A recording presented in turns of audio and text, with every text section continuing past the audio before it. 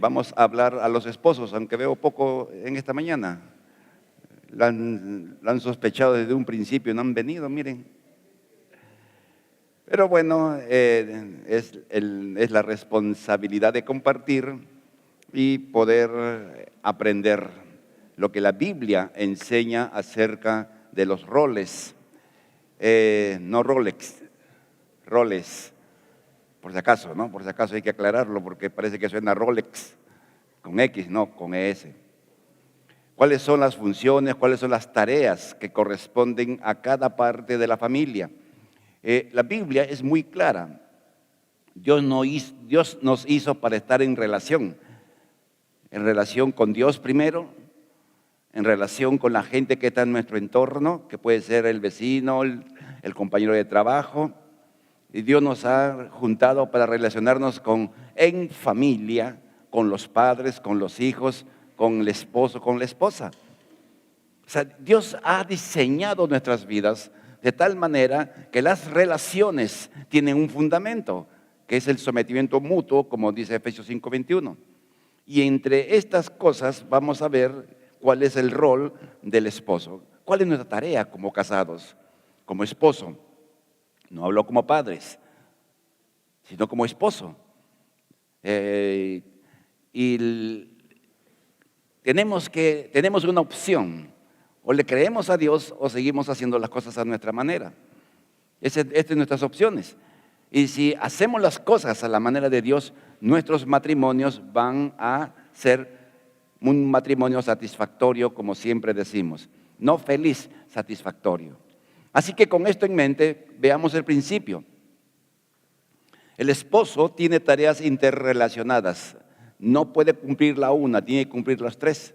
Así como un triángulo no puede ser con dos lados, igualmente nosotros los esposos tenemos tres tareas fundamentales. Primero, protector. En segundo lugar, proveedor. En esto sí somos buenos los esposos, al menos los de la IBECA, yo creo que sí, así son. Amén, buenos proveedores. Y tenemos que ser instructores o entrenadores, tal vez sea la palabra también adecuada.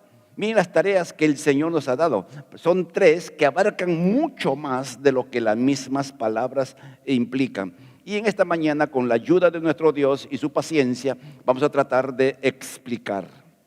Pero antes de explicar lo que la Biblia dice, veamos algunos errores culturales, algo que lo traemos como parte de nuestra vida, como si fuera la normalidad que se ve en todo tiempo.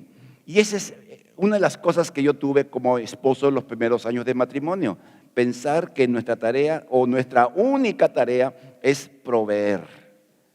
Y todos los esposos aquí, para proveer, ¿qué tenemos que hacer? Trabajar. Porque el que no trabaja, no come. Y el que no come, se muere.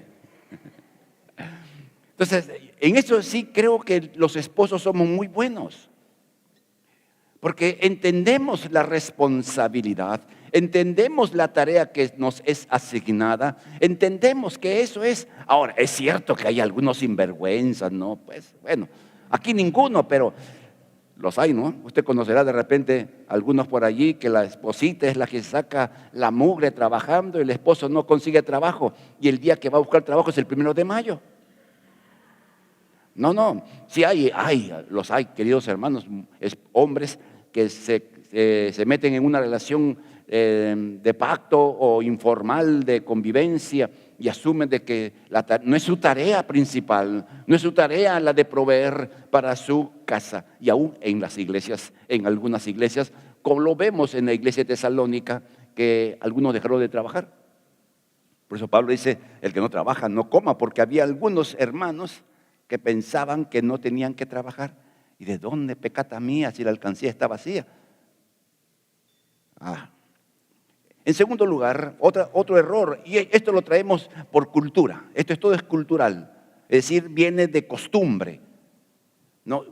Los que somos ya medios mayores, hemos visto eso hacer nuestros padres. ¿Qué hacía nuestro papá? Trabajar, y eso era todo lo que hacía, en su gran mayoría. Y muchos de los que estamos acá, antes de que la palabra nos llegue y que el entendimiento nos alcance, igual éramos proveedores. Entonces, es algo que viene como cultura y en cualquier lugar del mundo, por cierto. En segundo lugar, el mal entendimiento del principio de autoridad. Su pastor, su servidor, bajo responsabilidad, por cierto, considero, de acuerdo a la palabra de Dios, que la autoridad de una familia es papá y mamá. No es el papá, es el papá y la mamá, aunque no les guste. Porque la Biblia dice, ¿honra a quién? Entonces, ¿quién es mayor? ¿Quién es más que otro? Si la autoridad, los hijos, porque ese es el principio, ese es lo que vemos en el libro de Efesios. Entonces, el pensar de que porque doy dinero, yo mando y hago lo que quiero. Y es de allí que vienen los líos y los conflictos en el hogar, en el mal uso de la autoridad. A veces se expresa en violencia, a veces se expresa en un maltrato emocional o psicológico a las personas que están debajo. En tercer lugar, pensar de que el disfrute sexual es un derecho propio del hombre. Y pareciera que es así. Y la exigencia que da la cultura, es que la mujer está hecha para satisfacer al hombre. Y eso es cierto, pero no es cierto del todo. Porque la Biblia, ¿qué nos enseña? Que es la satisfacción mutua del esposo y de la esposa. Esa es la responsabilidad, derecho y obligación mutua de los dos, no solo de uno. Lamentablemente no tenemos tiempo para explicar esto, pero valga decirlo como pauta. Y hay otros errores, hay muchos otros errores, por cierto, que cometemos, el pensar de que uno pues no tiene que hacer nada en casa. No, que yo pongo la plata y ya pues encárgate de los hijos, encárgate de la ropa, encárgate de tender la cama, encárgate de botar la basura, etc. Mi trabajo es traer dinero, tu trabajo es el resto. Es cultural. ¿No? Gracias a Dios ahora se está viendo un poco a ciertos cambios en la crianza de hijos. Ya papá se involucra un poco más, ya papá lleva al niño al colegio, etc. Pero ¿cuántos de ustedes recuerdan que su papito lo haya llevado al colegio? No, o que haya estado en una actuación especial. Hay casos, sí, no, yo no digo que no, pero la gran mayoría era la mamita. Ahí está la mamita. Bueno, entonces vamos a tratar de definir cada rol de los esposos. Primero, protector. Vamos a ver de qué trata. Cuando usted lee en Génesis capítulo 2, encuentra que Dios hizo al hombre y lo puso en el huerto del Edén, donde no faltaba nada en apariencia. Y Dios le dio dos tareas al hombre. ¿Y cuál es la primera tarea? Cuidar el huerto. La segunda tarea, trabajar en el huerto. Es una pauta divina, amados. Por eso a las chicas, a los chicos siempre les digo, si tú te quieres casar, primero tienes que tener un lugar donde vivir y trabajo con qué mantener. Amén. Los que tenemos hijos deberíamos decir amén, así debe ser. No, claro. Primero, es el diseño divino, lo vemos en Génesis 2. Dios le dio al hombre un lugar donde vivir y un trabajo que hacer. Y luego le dijo, protege, guarda el huerto. O sea, Adán como hombre tenía que proteger su casa. ¿Y de quién tenía que proteger? Preguntamos si no había ladrones, no había sicarios, no había extorsionadores, no había nada de lo que hoy día vemos, que nos da temor salir muchas veces. No había nadie, ningún otro ser humano. Los animales pasaron delante de Adán y ninguno lo atacó. Pasó el león, vaya a saber qué animales. Y ninguno atacó al hombre porque no había todavía ello. ¿De qué tenía que cuidar? En el marco espiritual. Él tenía que ser lo que cubra y defienda a la esposa. No habían hijos todavía. Entonces, si cuidaba a la esposa, naturalmente cuidaba a la descendencia. Entonces, la primera tarea tiene que ver con ello. Así que veamos un pasaje bíblico que muchos conocemos. Esposos, escuchemos, oreja, pestaña y ceja, amen a sus esposas. Entonces aquí tenemos nuevamente líos, porque cuando hablamos del amor, uno puede decir, no, yo sí la amo.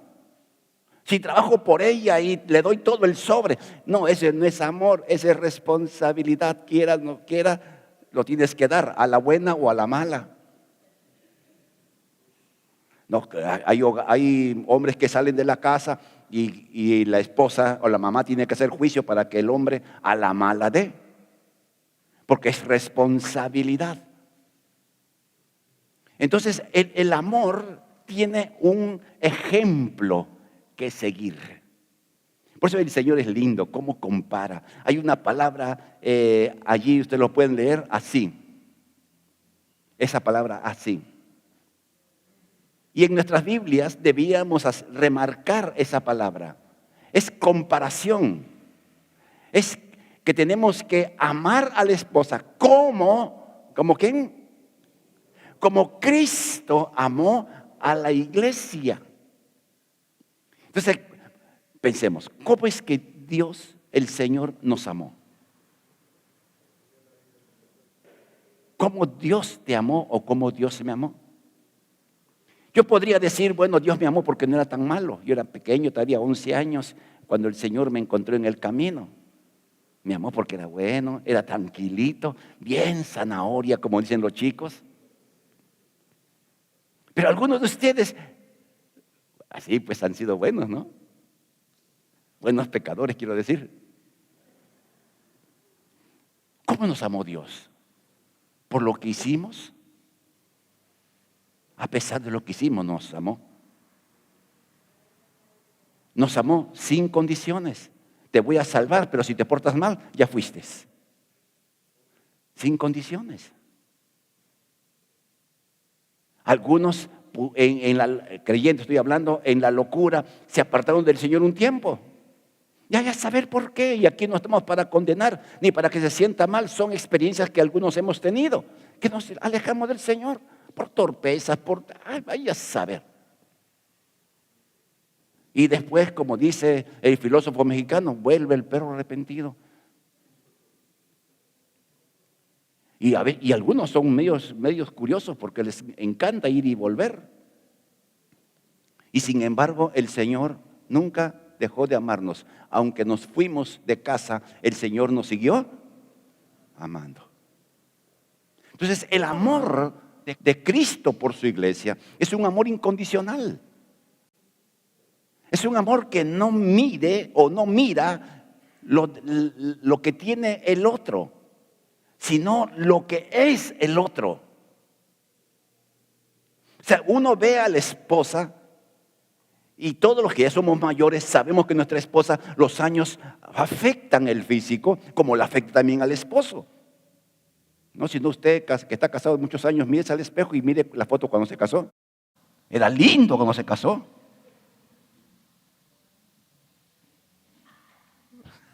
Sí recuerda, ¿no? Sí recordamos, pues. Y el otro día, a veces me gusta ver las fotos de mi matrimonio. Digo, qué lindo era, qué lindo era.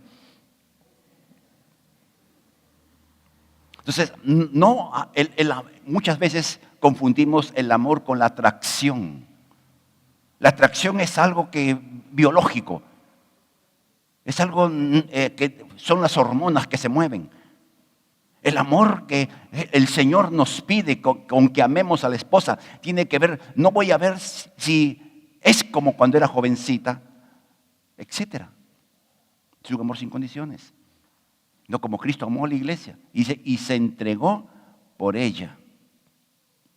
¡Qué amor tan incomparable el del Señor! Ahora, esa es la valla que tenemos. Yo considero que nadie puede sobrepasar esa valla. Llegaremos a un tope, llegaremos a un nivel. ¿Por qué? Porque Dios es perfecto y nosotros somos imperfectos. Le fallamos a nuestras esposas más de una vez y algunos lo tienen casi por deporte. Pero ese es el ejemplo de cómo tenemos que amar a la esposa.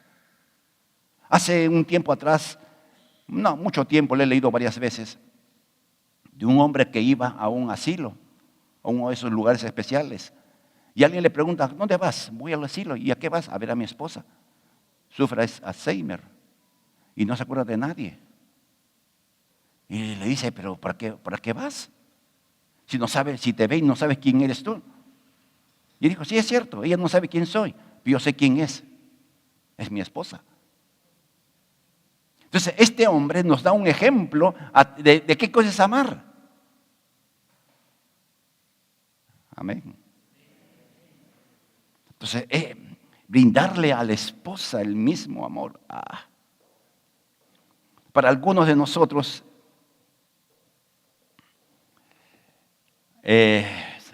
ayudar a la esposa en los quehaceres de la casa es casi subir a la cruz.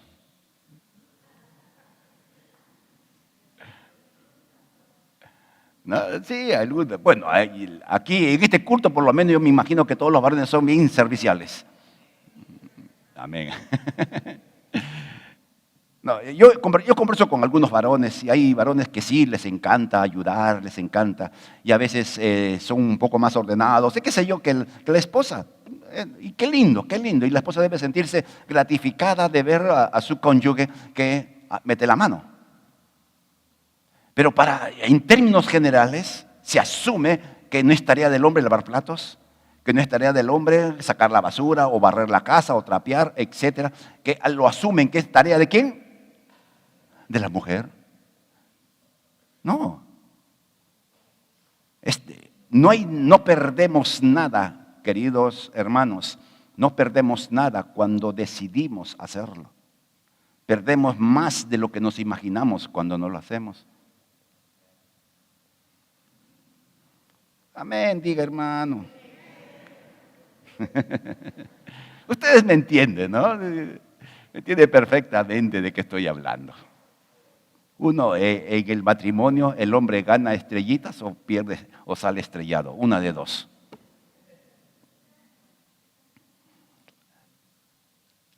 En segundo lugar, defender a la esposa tiene que ver con su dignidad. Respaldar a la esposa. En algunos lugares, sencillamente, a la esposa lo ven, bueno, en otros países, en los países árabes, por ejemplo, a una esposa, el hombre lo puede golpear públicamente, lo puede desfigurar y hasta la puede matar. Puede llamar y desnudarla delante de otros y darle latigazos, porque supuestamente la mujer miró a un hombre. Y la gente le parece normal. Y también algunas veces la familia, la parentela, como decimos siempre, el papá, la mamá, el tío o los hijos hablan mal de la esposa.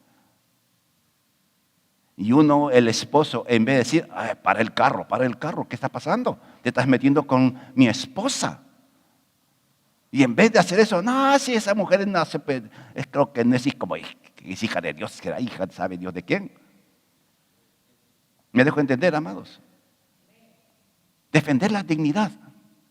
Porque los que somos casados, nos hemos hecho una sola carne. Si alguien habla mal de tu esposa, está hablando mal de ti.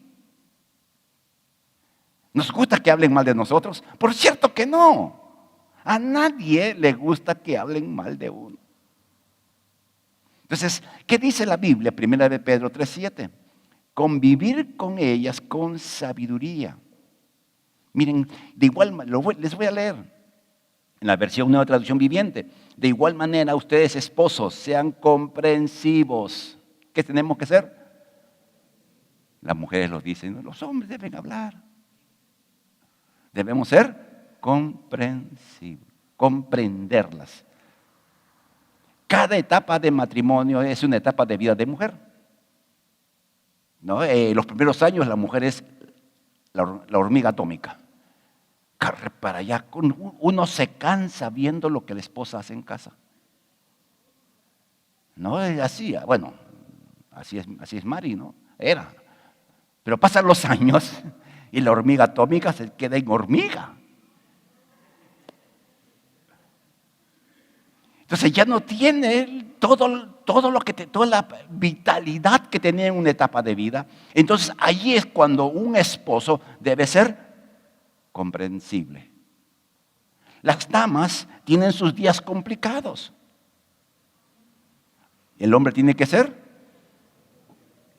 La dama llega a una edad donde comienzan los cambios hormonales, donde uno no sabe si la esposa va a despertarse con una sonrisa o con puntos suspensivos. Y uno tiene que ser. Eso dice la Biblia.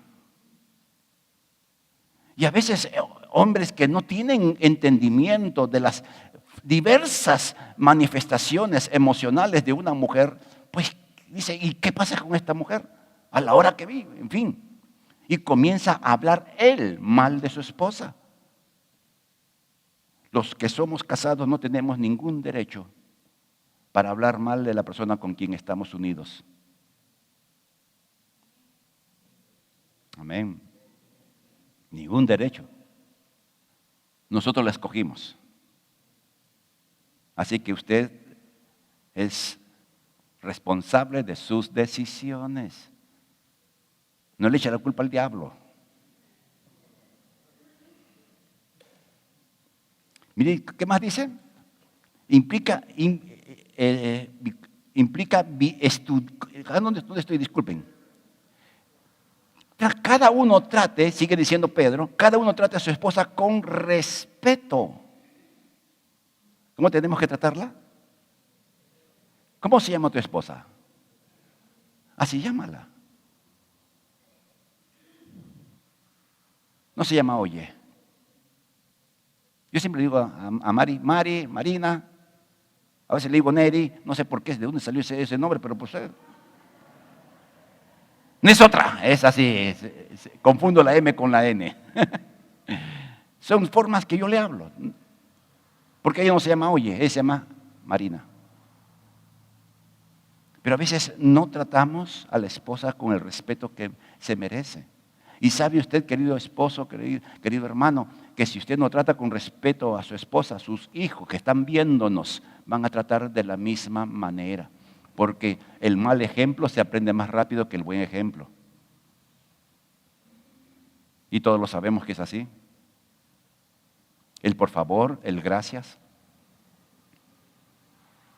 No, son cosas que parecieran poco importantes, pero la palabra de Dios, escrita por Dios que creó a la mujer como nuestra compañera, conoce el corazón de una mujer y nos ordena a nosotros como protectores de la esposa tratarla de una manera adecuada. Por eso dice, trate a su esposa con respeto, ya que como mujer es más delicada. Y eso lo sabemos todos los casados. No es que por cualquier cosita se enoja. ¿Así son ustedes, hermanas? Hablen la verdad, pues ahí no les gusta, ¿no? Y a veces nosotros los hombres hacemos cosas o decimos cosas o no hacemos cosas o no decimos cosas que a la esposa no le gusta.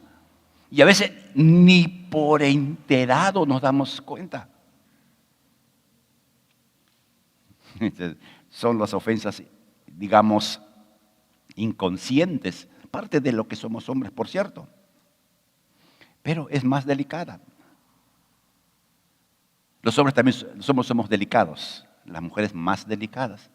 Siempre comparamos con un vaso. Este es un vaso de cristal. ¿Cuánto costará este vaso? ¿Quién tiene idea de estos tipos de vasos, Mari? ¿Cuánto costarán estos vasos? ¿5 soles? Más o menos, ¿no? Ahora traiga usted una copa de cristal. ¿Cuánto costará una copa de cristal? Mejor ni lo traemos. Los dos son vasos, los dos sirven para lo mismo, pero uno es más delicado que el otro. Que a veces este se puede caer y no le pasa nada. Usted habrá tenido algún vaso y una copita bien bonita que le regalaron cuando usted se casó hace 100 años y lo tiene ahí guardadito porque es la cosa más linda para usted. Ni lo saca, ni lo mira siquiera. Porque es más delicado.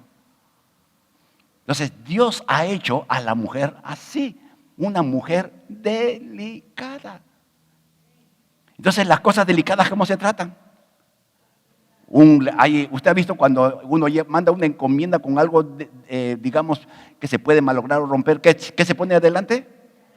Frágil. Entonces, todos los esposos tendríamos que leer aquí en el pecho de nuestra amada esposa, frágil, sumamente frágil, demasiado frágil. Pues miren cómo Dios nos habla. Disculpen. Ahora dice, ambos son herederos del grato don de la vida. O sea, usted y su cónyuge, su esposa, va a recibir lo que usted recibe. No por ser hombre vamos a recibir más o por ser mujer menos. Somos iguales en ello. Ahora, ¿cuál es el problema cuando nosotros no tratamos a la esposa como hemos mencionado? Dice, así nada estorbará sus oraciones. O sea, si nosotros no respetamos a la esposa, si no somos comprensivos con ella, si no la tratamos bien, estamos orando y el techo se convierte de bronce. Y miren, la esposa no tiene que quejarse, porque si usted se ha dado cuenta, su esposa es una hija de Dios. Estamos hablando de los que somos creyentes. Y si su esposa es hija de Dios, ¿quién es tu suegro?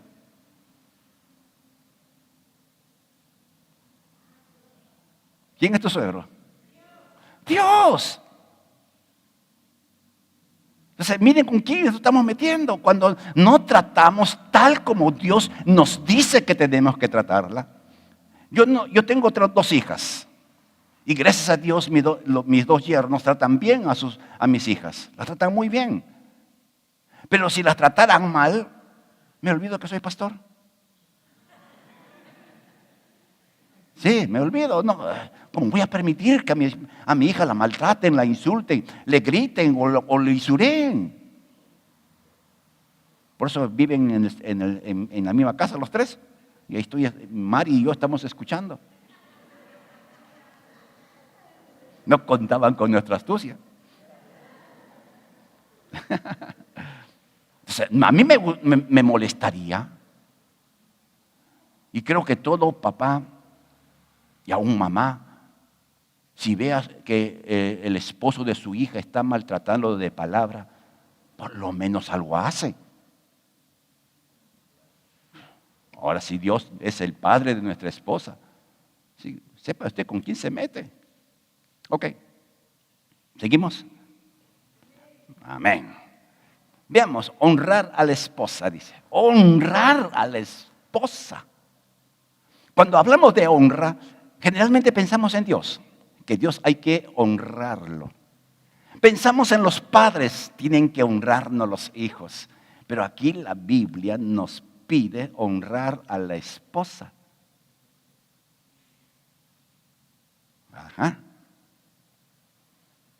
A nosotros nos gusta la contraparte, que la esposa nos honre. Pero la Biblia nos enseña que nosotros también.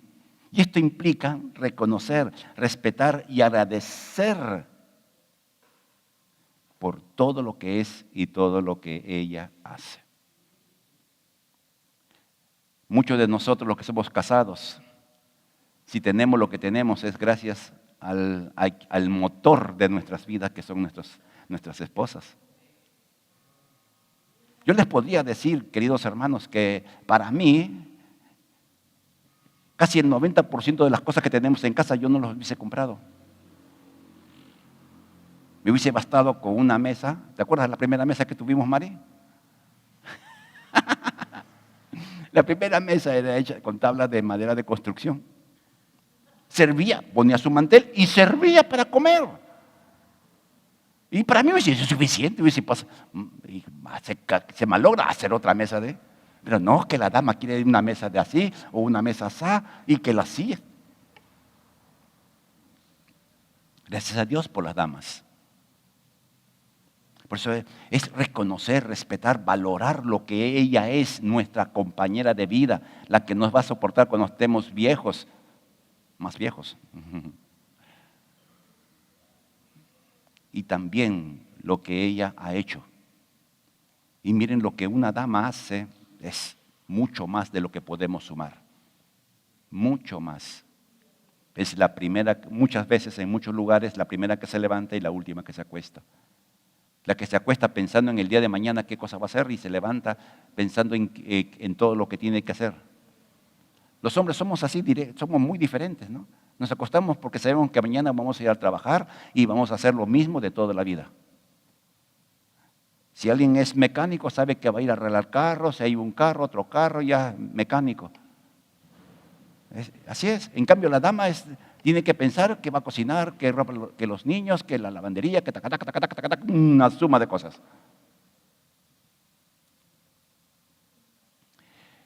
Y la contribución que nos dan, ¿no? Y debemos estar dispuestos, queridos hermanos, a dar lo mejor que podamos hacer para que se sientan dignas, porque son parte del diseño divino para nosotros. Dios nos lo ha dado. Y Dios no va a pedir cuentas, por cierto. Así que, amados esposos, entendamos, usted es protector de su esposa. Nada ni nadie debe afectar. Nadie tiene derecho a hablar mal de tu esposa, ni burlarse, ni siquiera los hijos tienen derecho a faltar el respeto a la mamá. Entonces, primera tarea, proteger. Vamos a la segunda tarea. Ahí sí somos buenos, pero cometemos errores. El padre proveedor, provee para la casa.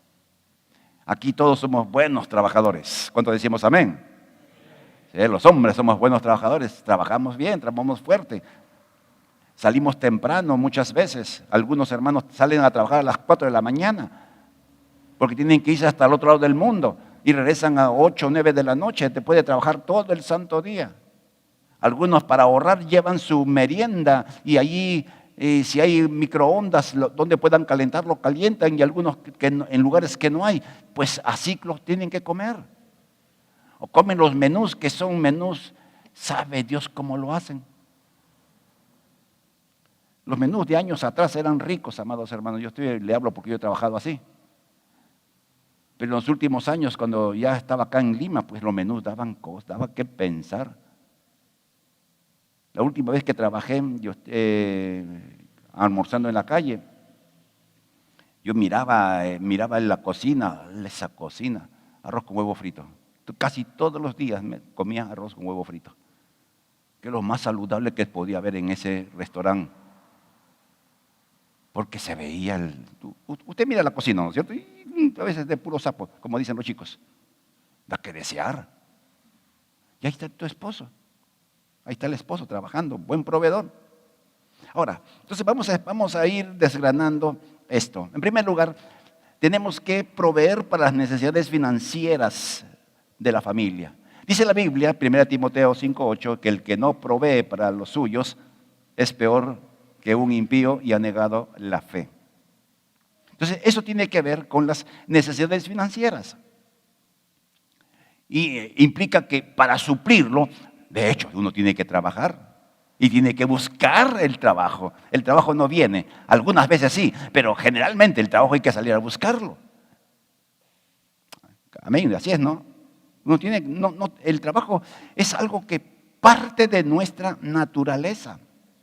Y en la casa las necesidades financieras son múltiples. Si hay casa propia, hay que hacer caja para cuando hay que pagar los tributos y todas esas cosas.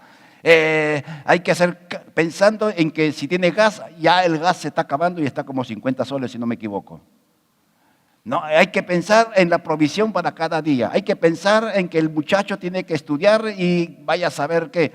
Y, amados hermanos, las necesidades económicas en una casa son no solamente la comida, es parte de. Así es, ¿no? Así es en su realidad, querido hermano. Y si hay una enfermedad, imagínese. O si tiene el papito o la mamita enfermo, se incrementa, porque aunque no podemos tomar toda la carga, si hay otros hermanos, es una carga de todas maneras. Y haciendo un pequeño paréntesis, porque esto es bueno que lo digamos. Muchas veces, con tristeza tiene que decirse eso, que cuando el padre llega a estar papito, ancianito, a veces algunos hijos se descuidan y se olvidan del papá o de la mamá. Si usted tiene esa experiencia en su vida, usted aproveche la oportunidad de atender a su papito o a su mamita. Aproveche, sin interesarle lo que hacen los demás hermanos, porque ellos pierden la bendición de honrar al papá o a la mamá en la etapa donde necesitan realmente el apoyo. Amén, queridos hermanos. ¿Es trabajo? Sí, amados hermanos, es trabajo. Tener un anciano en casa es un trabajo complicado. Porque los ancianos, no, pues son esos, son ancianos. Hay que atenderlos, a veces comida especial, los medicamentos. Usted, los que tienen personas ancianas o han tratado con ancianos, saben de qué estoy hablando. Y sabe usted, de repente atender al anciano no se debiera ver como una carga, sino como un ministerio. Y si tú tienes un anciano que cuidar a tu papito, a tu mamita, y eso te limita en tiempo, lo mejor que haces para el Señor es cuidar al papito o a la mamita. De repente no tienes oportunidad para servir dentro de la iglesia, no como mujer, porque te gustaría, pero ahí está papito, mamita, que no te permite, porque estar ahí. No puede caminar, hay que prepararle su comida especial, qué sé yo. Allí está sirviendo al Señor. Amén, hermanos. Volvemos al punto. Tenemos que proveer. Tenemos que proveer para las necesidades. Y miren, esto de proveer, estamos hablando de necesidades, no caprichos, no antojos. Está mal que uno tenga un buen terno, una buena camisa, está bien, pero no sacrifiquemos la apariencia por la estabilidad. Así que usted sea sabio, si usted tiene tarjeta, sea sabio en el uso de la tarjeta. Sea sabio. Una buena administración del dinero es vital para poder tener tranquilidad a futuro. Permítame contarle, yo le he contado muchas veces esto. Cuando nos casamos con Mari hace ya más de 50 años, en los primeros meses de casado yo tenía trabajo, un buen trabajo. Pero usted sabe, en construcción, construyendo casas, los trabajos son temporales. Entonces yo manejaba el dinero y nos íbamos todas las noches a comer a Los Saki. Hay un restaurante en Trujillo que todavía existe, imagínense. Me encantaba el tallarín saltado. ¡Ah, qué rico lo hacía! Me voy a Trujillo, porque todavía existe allí. Pero se acabó el trabajo y se acabó el dinero. Entonces me di cuenta de que yo no era un buen administrador del dinero. Y hubo cambios en el equipo. Sale el administrador malo y entra la administradora buena. Y de allí ella manejaba el dinero. Y uno no debe, miren, queridos a los esposos, uno no se debe sentir menos. Porque si alguien tiene que hacer el trabajo, tiene que hacerlo el que sabe hacerlo. Y el que no tiene esa capacidad o esa, digamos, disposición, ¿para qué seguir haciendo algo que no está funcionando? Si usted ve que en su mano el dinero no dura, es que usted no es buen administrador. No sé si a ustedes les ha pasado ver cómo la esposa parece una, ¿cómo se dice? Una maga. A veces el dinero no es mucho por el que damos, porque el trabajo está escaso o qué sé yo, y la esposa siempre para la olla. ¿Qué hacen ustedes, queridas hermanas? Magia creo que hacen ustedes, ¿no? Así son. Por eso es proveer para los recursos financieros. No se endeude, amado hermano, no se endeude. Está para esto, para todos. No se endeude, no caiga en el gravísimo error del gota a gota. Usted puede estar a aguja así o por ahorcarse. Venda sangre por lo menos, pero no se venda a los colombianos o venezolanos. No arriesgue su vida o la de su familia o la tranquilidad por una necesidad. Amén, hermanos. No son gente que no les interesa nada. Segundo lugar, tenemos que proveer las necesidades emocionales. Y aquí, pues, somos casi un cero a la izquierda. Somos como hombres. Es que el hombre piensa como hombre. No, el hombre dice, ya tiene comida, ya tiene casa, ya tiene estudios, ya está, ya estás. Pero no, en una familia no todo es dinero. Se mueve por dinero, pero no es todo. Hay necesidades emocionales de la esposa, necesidades emocionales de los hijos, que el esposo tiene que suplir. Por eso hace un momento dijimos que el esposo es el protector de la esposa. Entonces la esposa necesita cobijo. Esa es una necesidad emocional. Los hijos necesitan la expresión de amor paterno. Pero yo lo amo y trabajo. Sí, está bien. Nuevamente es su responsabilidad. Los hijos necesitan ser abrazados, ser reconocidos, ser valorados, no juzgados por sus errores que cometen. Hay una gran diferencia en juzgar a un hijo por un error y no alabarlo por lo bueno que hace. Estamos a veces tan enfocados en lo malo que hacen que nos olvidamos de las cosas buenas que también hacen. ¿O no? O su hijo puro cero, puro cero, puro cero. Usted mire a su hijo, a su hija. Tiene sus lados difíciles, complicados, pero también tiene lados muy buenos. Tiene lados que se parece a usted.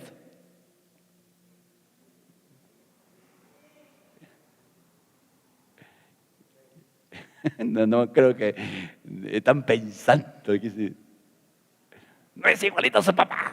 Y dicen a las mujeres, no, y la mujer dice igualito a su papá, a su mamá. El hombre dice igualito a su mamá. Nuestros hijos tiene parte tuya y parte de tu cónyuge. Entonces tiene cosas buenas. Proveamos para nuestros hijos esa valoración. Necesitan ser valorados, necesitan ser reconocidos. En la iglesia asistía una chica, hoy está en otra congregación, tengo entendido, que la niña llevaba notas buenas y el papá le decía, esto es poco, debes sacarte 20. Sacaba 18, 17, esto no es nada. Y ella me contó una vez que llevó su diploma y el papá le dijo, esto me va a servir para forrar un cuaderno. Imagínense qué brutalidad de papá. Ay, Dios mío. Así que provea para necesidades emocionales de su esposa. Hay una historia en la Biblia muy interesante. A mí me encanta. Me encanta porque demuestra que Dios conoce sus corazones, amadas hermanas. Cuando Abraham está conversando con Dios, Abraham hizo un cabrito a la norteña. No, así es, por eso Dios es norteño. Y después de almorzar, Dios le pregunta a Abraham, ¿dónde está tu mujer? Y Abraham, como un hombre, dijo, en la cocina. Atrás en la cocina, no estaba la cocina. ¿Por qué Dios le preguntaría, ¿dónde está tu esposa? Para darnos una lección. El lugar de la esposa es al lado del esposo. ¿Cuál es el lado de la esposa? Al lado. No atrás, no adelante, es al lado. Abraham pues hacía las cosas solo. Su esposa como que no contaba. Pero Dios le hace una segunda pregunta a Abraham. Cuando le dice, mira, de aquí a un año tu mujer va a tener un hijo. Entonces Sara, que estaba detrás escuchando, se rió para adentro, dice la Biblia. O sea, no es que se rió así como se ha reído María ahorita, que todo el mundo lo ha escuchado. Se rió para adentro. Así, algo así. Y Dios le pregunta a Abraham, ¿por qué tu mujer se ha reído? Abraham estaba más perdido que se ha reído, yo no he escuchado. No sabía ni siquiera dónde estaba su esposa. ¿Por qué le preguntó? ¿Por qué se ha reído Sara? ¿Quién debió preguntarle? A Sara. ¿Por qué te ríes, mujer? No, le pregunta al hombre. Bien simple. Abraham no conocía el corazón de su esposa. No conocía lo que le alegraba o lo que le entristecía. Entonces, para Dios, la esposa debe estar a nuestro lado, y estando a nuestro lado podemos conocer su corazón. Necesidades emocionales. Y también necesidades espirituales. Colosenses 3:15 me encanta. Papá, no exasperen a sus hijos para que no se desanimen. O sea, tenemos que hacer cosas para que a nuestros hijos se animen a seguir en la fe, en vez de hacer cosas que lo desanimen. Algunos hijos de creyentes no quieren venir al templo, no quieren saber nada del Señor, porque ven cómo es papá o cómo es mamá o cómo son los dos. A veces nos portamos mal, no tenemos una cara delante de los hermanos y otra cara delante de la familia. Somos medio bipolares. Nos portamos de una manera aquí y otra manera acá. Ustedes no, pues ustedes son calidad, siempre digo eso. O sea, nuestra conducta debe animar a nuestros hijos al camino de la fe. No desanimarlos. ¿Para qué quiero ir a la iglesia? ¿Para ser como mi papá o como mi mamá? Eso, cuando hablemos de padres, vamos a tener que tratar sobre este aspecto tan importante. Desanimar de la fe. Sí, quitarle las ganas de ir a la iglesia. Quitarle las ganas de leer la Biblia. Quitarle las ganas de cantar al Señor, de servir al Señor. Y ahora que hablo de servir, querido hermano, si usted tiene un hijo que está sirviendo al Señor, nunca lo castigue, no vas a ir a la iglesia. Ya, nunca le diga eso a su hijo. No es que se ha portado mal, ok, corrígelo de otra manera, pero no le quites el privilegio de servir. Porque eso es lo que hacemos a veces, ¿no? No vas a la iglesia, te has portado mal, no vas a la iglesia. Ok, avancemos, porque la hora avanza. La tercera tarea, ser entrenador. Así, hombre, así, ahí son los esposos de las Dive Callao, musculosos en la imaginación.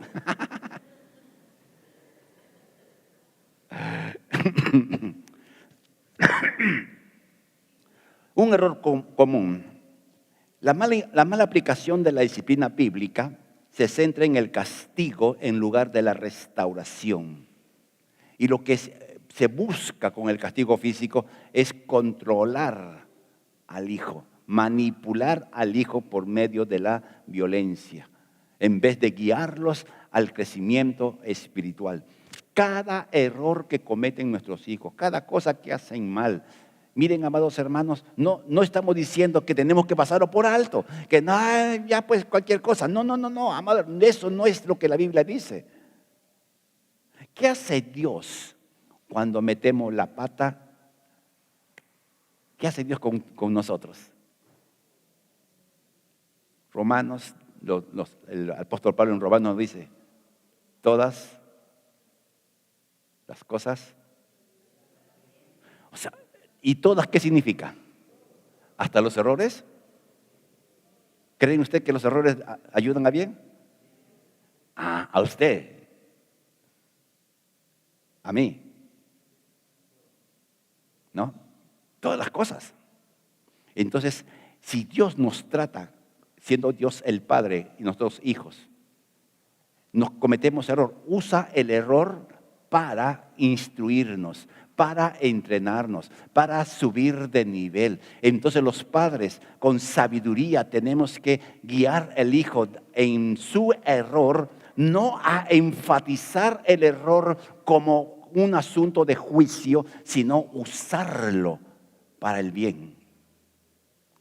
Es una de las tareas poco complicadas de hacer, porque la violencia pensamos que es la manera en que corregimos a los hijos. Y usted ha sido hijo.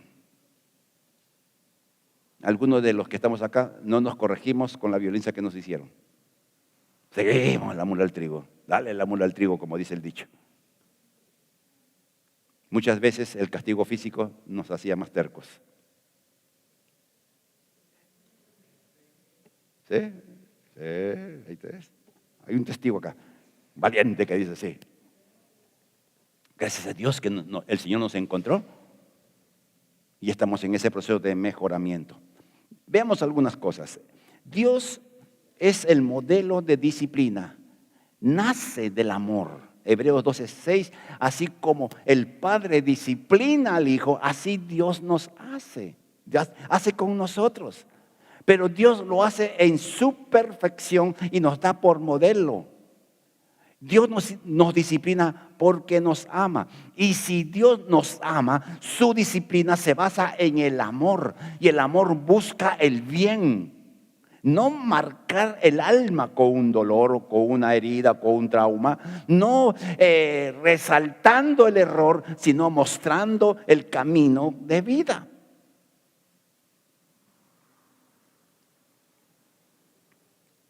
Por eso la mejor traducción de la palabra disciplina en la Biblia es entrenador. A mí me encanta cuando entendí este concepto, entrenador. Y todos aquí, aquellos que les gusta el fútbol y saben quién es quién en cada equipo, sabe que el entrenador, si el equipo pierde, ¿quién es el culpable? ¿A quién lo votan? Y si el equipo gana, ¿a quién felicitan? Al equipo. Ganó Alianza. ¡Oh! Paolo metió el gol. Un hombre que ya camina con ruedas, sí, con silla de ruedas, metió el gol. No mencionan nada al entrenador. Entonces, miren, queridos hermanos, entrenar es la palabra más adecuada. Miren, ¿cómo podríamos evitar que nuestros hijos cometan errores? Porque tenemos que desde pequeñitos ir enseñándoles lo que es bueno y lo que es malo. No con la imposición de la voz, no con la imposición del grito, sino sencillamente con el ejemplo y la palabra. ¿Cómo podemos decir a nuestros hijos que respeten a mamá si de repente no lo hacemos? ¿Cómo podemos decirle a nuestros hijos que respeten al papá si nosotros no lo hacemos? Mucho de lo que hacemos desdice lo que nosotros creemos en cuanto al respeto, en cuanto a la consideración. Entrenemos a nuestros hijos. Y el propósito del entrenamiento, en Hebreos 12:9 lo enseña con tanta claridad, es que nuestros hijos aprendan a obedecer. Es el propósito final. Aprendan a obedecer a través del entrenamiento, a través de cómo debe hacerlo. Y si se equivoca, en vez de chancarlo y hundirlo y condenar al muchacho o a la chica por el error cometido. Nuevamente, no estamos diciendo que se tiene que pasar por alto los errores, no. El cómo levantamos al hijo que ha caído, el cómo restauramos a una hija que ha fallado. ¿Qué es lo que tenemos que hacer cuando cometen errores que muchas veces son muy serios y muy complicados? Somos tan fáciles para sentir que nuestro hijo, nuestra hija ha hecho algo tan feo. Y muchas veces, amados hermanos, lo que mueve a reaccionar mal cuando nuestros hijos cometen errores un poco complicados es nuestro orgullo, no es el amor. ¿Cómo es que me hace esto mi hijo, mi hija? ¿Cómo es que se porta así mi hijo, mi hija? ¿Qué va a decir la gente de lo que hace o ha hecho? O sea, soy yo, no es el hijo. Eso lo aprendí cuando Daniel estaba en Egipto. Entonces se juntaba con el faraón ahí al frente de la casa. Y yo decía, ¿qué dirá la gente del hijo del pastor? O sea, mi preocupación no era el hijo. ¿Quién era? Entonces no era el amor, era el orgullo, solapadito, bien escondidito. Y Dios me lo mostró y ¡ala! Qué bruto que uno es. Por eso, amados hermanos míos, tenemos una gran tarea como padres. Yo tengo hijos grandes, y de repente usted tiene hijos grandes. Nunca se acaba la tarea. Nunca se acaba la tarea. Y cuando a veces salimos así, yo les suelto algunas cositas. No, yo estoy en estos días dando, chancándole así, con paciencia, un clavito que es medio duro la pared. Hay que aprender a tratar bien a quien no nos caen bien. ¿Ves esa lección? Ya vaya a la esquina, mi hijito. Yo lo quiero un montón. Y como todos nosotros tenemos nuestras áreas débiles. Y hay que entrenarlos. La edad no es límite para que uno pueda entrenar a sus hijos. Porque usted siempre tiene más años que su hijo. Tiene más experiencia de vida. Y tiene más amor por su hijo. Terminemos en esta mañana con un pensamiento final. El amor de Dios nos permite cumplir nuestras tareas. Dice la Biblia, Romanos 5:8, que Dios ha derramado de su amor sobre nosotros. No nos ha dado unas gotitas de amor. Dios nos ha derramado su amor sobre nosotros. Tenemos la capacidad de hacer las cosas a la manera de Dios. Y está en nuestra decisión, en que usted decida hacer las cosas, lo que somos esposos, hacer las cosas bien con la esposa, hacer las cosas bien con los hijos. Entender que como esposos nos ha dado Dios una gran responsabilidad de ver por nuestra casa, de ver por nuestra esposa, de ver por nuestra descendencia. Que nuestros hijos, al terminar nuestra vida, nos recuerden con amor. Y uno podrá decir en la eternidad, hicimos un buen trabajo. Amén. De pie, por favor.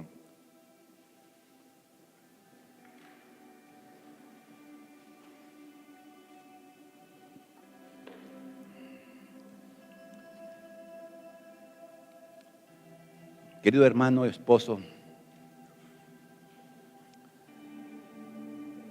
adecuarnos y alinearnos a la palabra es proceso, todo es proceso, no hay nada automático. Qué bueno fuera que pudiéramos decir, a ver, los esposos pasen para orar y para que se conviertan en esposos que la esposa desea.